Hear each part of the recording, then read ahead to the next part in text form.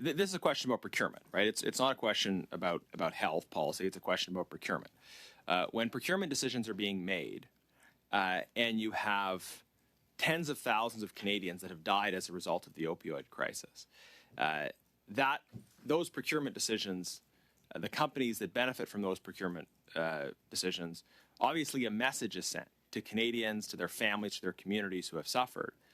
When companies that, in this case, McKinsey, that was part of the process of offering advice to Purdue Pharma, is able to benefit from these contracts. So do you consider the public interest? Do you consider the impact on those families from giving such a large volume of contracts to a company that was instrumental to their suffering? Is that part of your calculation, or is it not something that you do, or you're supposed to, or you're able to take into consideration? Thank you, Mr. Chair, for the question. When we're looking at procurement again, some of the factors we take into: is a company legally able to operate within the country?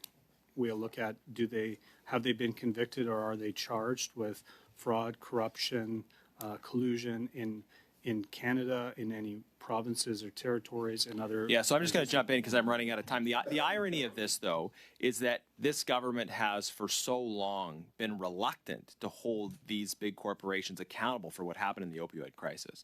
So your criteria for considering them eligible for procurement, whether or not they've been held accountable for these actions, isn't triggered precisely because this government has failed to take actions to hold these companies accountable. You have a close relationship between Dominic Barton and McKinsey and the government, a failure to hold them accountable, and then that lack of accountability being invoked as a justification for continuing to use them to procure services. Meanwhile, so many Canadians have suffered as a result of the opioid crisis. McKinsey and Purdue have had to pay massive compensation in the United States. McKinsey alone, I think, $500 million in the United States.